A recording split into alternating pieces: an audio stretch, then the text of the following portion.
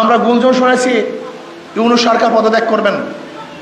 আমি ইউনূস সরকারকে বলবো, ওই চেয়ারে আপনি নিজে ইচ্ছা করে বসান নাই, ওখানে জনগণ আপনার বসিয়ে আছে। ওখান থেকে পদত্যাগ করার এখতিয়ার আপনার নিজের নাই।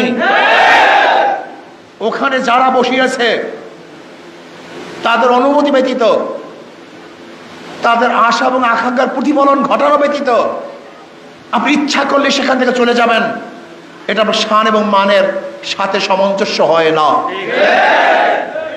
এটা আপনার শান এবং মানের খেলা। জনগণ তারা মুক্তি পাওয়ার জন্য, স্বাধীনতা অর্জন করার জন্য, শান্তি পাওয়ার জন্য, নিরপেক্ষ নির্বাচন উপহার দেওয়ার জন্য, বৈষম্য দূর করার জন্য, গ্রহণযোগ্য নির্বাচনের জন্য আপনাকে ওখানে বসিয়েছে। মানুষ সংস্কার চায়, সংস্কার করাবার জন্য আপনাকে বসিয়েছে।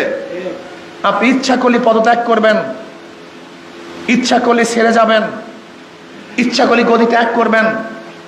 আমরা জানি আপনি চান না, কিন্তু এখানে চাওয়া এবং না চাওয়ার আপনার ব্যক্তিগত বিষয় নয়, আপনার ওখানে থাকা এবং না থাকা পুরো বাংলাদেশের জনগণের বিষয়, দেশের বিষয়।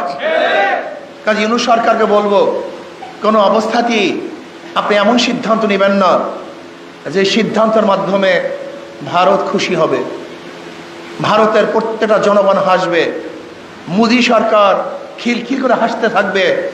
এরকম সিদ্ধান্ত আপনি নেবেন না, বরং আপনি এরকম সিদ্ধান্ত নেন যার মাধ্যমে বাংলাদেশের মানুষ স্বাধীন হবে, স্বাধীনতা ভোগ